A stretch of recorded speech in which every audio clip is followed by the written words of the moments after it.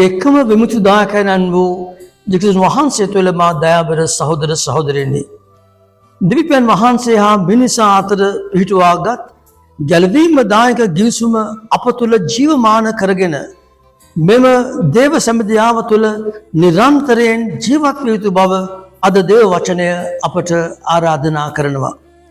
දේව කැඳවීම තුළ දේව වචනය කෙරෙහි තැබූ ස්ථීර විශ්වාසය හමුවේ සියල්ල දරා ගැනීමේ ප්‍රතිඵලයක් ලෙස ආබ්‍රහම් දේව වරප්‍රසාදයෙන් පිරුණු නව ජීවිතයකට කැඳවනු ලැබුවා.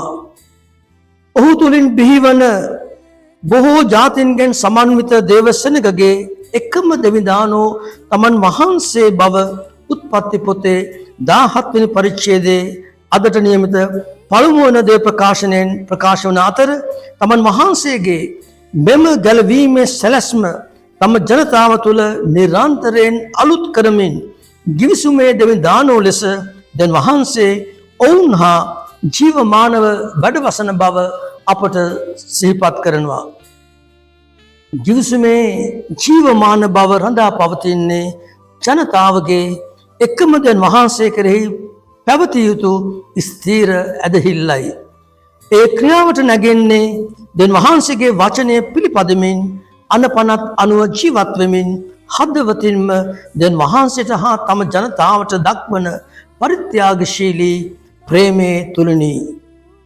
අදින් සතියකට පසුව එළඹෙන බ්‍රහස්පතින්දා වන මහා බ්‍රහස්පතින්දා දින මාස හිකිරීම පිණිස මේ සිදු කරන්න යයි වදාළ ක්‍රිස්තුන් වහන්සේ ගිවිසුමේ දෙවිදානන්ගේ ගැලවීමේ සැලැස්ම තමන් වහන්සේ තුළ සම්පූර්ණත්වයට පත් කරමින් දිව්‍ය සප්ත වහන්සේ තුළ ජීවමාන දෙවියන් වහන්සේගේ සදාතනික වැඩ සිටීම අන්‍යෝන්‍ය පෞසමාව හා ප්‍රේමය තුළ ජීවත් වෙන ජනතාව තුළ ස්ථිර කළසේක.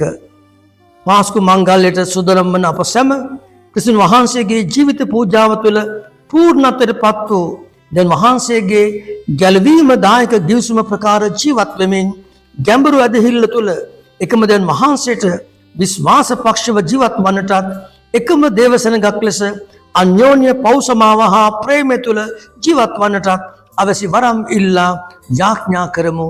ආමෙන්.